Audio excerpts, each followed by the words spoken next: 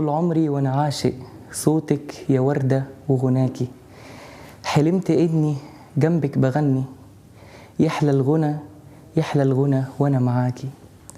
يا عيني على الايام اقل من الاحلام، وفراقك النهارده اصعب فراق. الدنيا اغرب منها مفيش، بتنسي ياما حبايب وانتي ما بتتنسيش. فيها اللي مات فن وعايش، وفيها اللي مات وعايش فنه، وانتي مفيش زيك ابدا، بغناكي كل الناس غنت. شعوري ناحيتك شعور كبير كبير، شعور بمحبتك مليان أحاسيس كتير.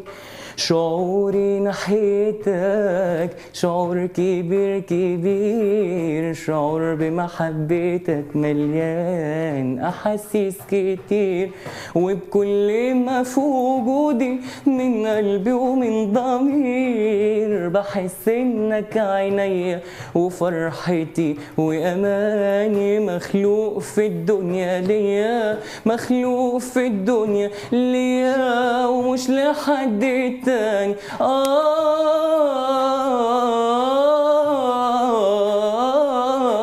يا شعوري ناحيتك، بنظر وياك لبكرة القاه جميل جميل، كله أنس ومحبة ولا يعرف مستحيل. والحب اللي في كياني، الحب اللي في كياني، بيعيش لك طول زماني ويدوم وكمان يزيد.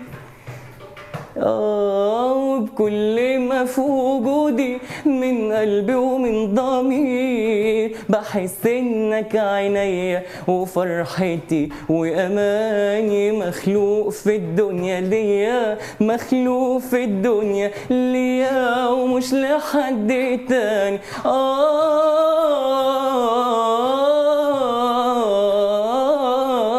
يا شعوري ناحيتك. أكيد عرفتوا إني رح أحكي عن وردة جزائرية. وردة جزائرية هي بالنسبة إلي الفنانة الحب، يعني اللي بالنسبة إلي هي آيدول. وردة جزائرية قدرت توصل لقلوب الملايين عن طريق اختيارها الصح للأغاني واختيارها الصح للألحان. وردة جزائرية أنا بشوف إنها من الفنانين القليل إني حاولت توصل لكل الأجيال، تعاملت مع فنانين وملحنين صغار يعني في السن وقليلين الخبرة، بس مشان توصل غناها إلى جيل جديد. وردة جزائرية مستحيل تموت. وردة جزائرية ساكنة في قلوبنا بأعمالها، بصوتها، بإحساسها. وأنا قررت اليوم أني أهدي هذه الوردة الروحة. ونحب نقول أنه وردة كان لها تأثير كبير في موسيقتنا العربية في فترة ما من الزمان، ومستحيل وردة تتنسى أبداً. Thank you.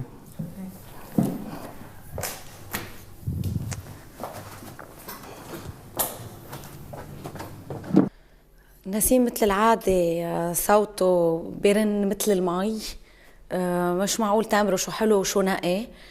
بس اليوم عندي مأخذ كبير على نفس نسيم، لأنه لازق الجمل ببعضهم، أوقات جملتين ثلاثة ما عم بياخد نفس، عم بيصل بآخر الجملة شوي مخنوق، سيرتو بالأول. واخر احرف بالجمل، اخر حرف او 3/4 الوقت مش عم نسمعه، ما عم نسمع مزبوط شو النوت تبع اخر حرف، لانه عم يقطشوا، وهيدا الشيء من وراء النفس. اكيد انه اليوم بمطارح بتاني بارت حسيته شوي عم يعمل كنترول على النفس اكثر، ولكن بعد بده يركز كثير، لانه هي اول مره بيركز على نفسه مزبوط.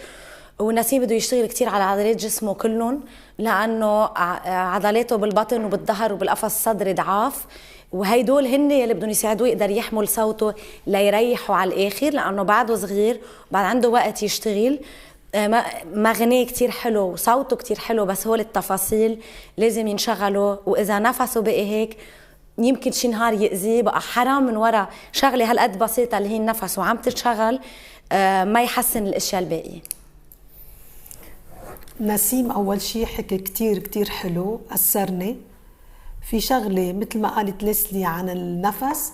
هذا النفس بده شغل بالرياضة، بده أبدومينو وبده بوش أب، بده أشياء كتير. الصبي كسلان بالصفوف، كسلان بالرياضة، كسلان بالرقص. يعني سعي رايح صوب النجومية بس ما بتكمل معه إذا ما بيشتغل على جسمه. لما بيشتغل مزبوط على جسمه أداؤه بيصير أحسن، نفسه الأفلات بصير بيقدر يصيبهم وبيكملهم مثل ما مفروض يكملهم. وهو لسوء الحظ بس نعمل له الملاحظة مثل أكنه ما حدا حكي شيء، وصوت بياخد العقل. انه في ناس حتى لو بدك تكوني شريره بيغلبوك باشياء معينه. شو بدي اعمل؟ يعني انا معلي بدي اكون مش شريره شوي، ما عم فيي، لانه في اشياء بدي اقول. هلا كسلان نسيم وما بيعمل سبور وكل شيء، بس بدي اقول انه حكي اشياء عن ورده. كبار الفنانين ما بيحكوا. اول شيء ورده من اجرأ الفنانات يلي غنت للشباب وحاربوها كلهم، مثل ما عملت الست فيروز وقت غنت مع زياد الرحباني، حاربوها وكيف انه غنت قرب نار الغيره وبقاموا عليها انه كيف، ورجعت هل بكل جرأة يلي عملته كمان وصلها للاجيال الثانيه، يلي خلى شاب مثل نسيم عمره 19 سنه يحكي عنها بهالمحبه. حكي عن شو عملت بالقرآن الغنى بالشرق، حكي كيف كانت ذكية بتنقية الأغاني والكلام، حكي كيف اشتغلت على الشباب وجابت كمان مع الطرب والأصالة قربت منا الشباب.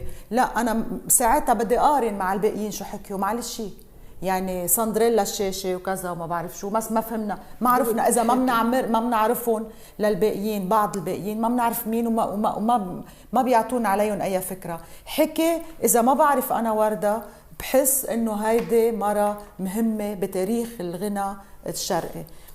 كتير حلو اللي قالوا، صوته كتير حلو، هالابتسامة هو عم بغني نسيم مع هالكرجة الصوت بتريحك، بتخليك تقعدي هيك لا بتعطلي همه، بيصحت بيطلع بيوقف نفسه، بس عنده شيء سبحان الله بعود يلي هو هالكاريزما هو عم بغني، وهالرياحة يلي بيعطيك اياها هو عم يضحك، وبهالصوت السلس يلي بغني.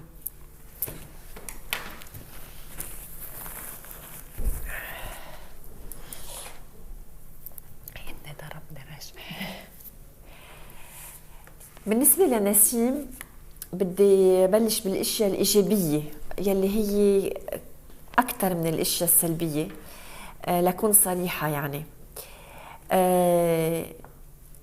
كتير حبيت يلي كتبوا، يلي عمل جهد وكتبوا وحفظوا بالاول، يعني كلام موزون على القافية، عمل نوع من شعر، نوع من تحية. هي حبيت هالتحية لوردة الجزائرية، مش انه هيك حكي كلمتين ارتجلون هو فايت، لا، حسيت الاول عن جد مكتوب بطريقة جميلة، مكتوب بطريقة فنية. حبيت كيف غنى غنية لوردة الجزائرية، ومن اغاني وردة، يعني لقى اغنية ملائمة عم بيقدم لها اياها، كلامها ملائم تيقدم لها اياها، تيقلها بكلامها هي، تيقلها شو بحس تجاهها. وهون خيار الاغنيه كتير ذكي وكتير حلو. كيف اختار هالاغنيه، كان ممكن يوقف من بعد الاغنيه، لانه الكلام اللي قاله والاغنيه وكيف اداها كانوا بكفوا، ولكن رجع لانه حب مثل ورده الجزائريه، مثل ورده حب يكون يعني يوصل للكل، استعمل كلام بسيط وخبرنا انه هي اشتغلت مع ملحنين جداد، وانه هي دقر يعني وصلت للجيل الجديد، وهي كان عندها الجرأة تشتغل مع ملحنين جداد. وهيدي معلومة كتير أساسية، مثل ما هو كان عنده الجرأة انه يكمل ويحكي. يعني الإيفال تبعه كان مجزأ لثلاث اشياء: شيء كتير فني وكتير مكتوب بشعر، أغنية كتير مغنية بطريقة صح ولا وردة، ومن يعني تحية لها، وشقفة كلام كتير صادق، وكيف حامل هالوردة وجاية يهديها إياها وحطها على المكتب. يعني كله على بعضه الإيفال كتير متكامل وكتير ذكي. هلأ بالنسبة للصفوف وشغل الصفوف، مزبوط انه نسيم عنده نوع من كسل، او مش كسل، بدي لكم شغلة انا مثلا كنت بجهلها. انتوا عارفين انه بالايفال الماضي فكرة التليفون والحبس يلي لعبوها انيس ومابيل هي كانت فكرة نسيم مثلا.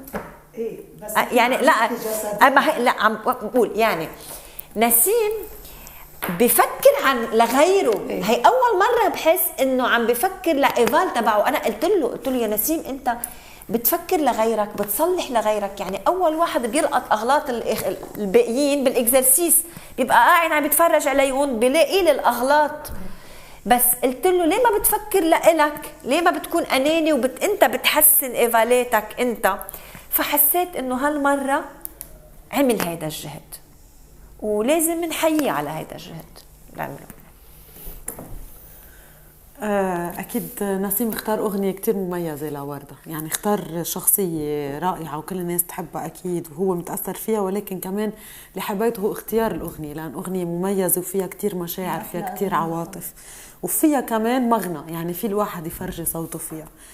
مش كتير خدموا استعمال الإيقاع برا لأنه أيده، يعني صار هو مش قادر يتحرك فيها بسهولة أكتر بالنسبة لإلي، والدليل أنه في مطرح وقف شوي تيرجع يستعيد أنفاسه ويكفي. أنا بعدني مع أنه نسيم في إشياء مخباية جوات صوته مش عم نقدر نشوفها، لأنه بعده لهلأ في مرات بيغني بيتم مسكر. إن شاء الله يقدر يفتح تمه من هلأ اللي بيبقى معنا تنقدر نسمع كل الجماليات اللي بصوته.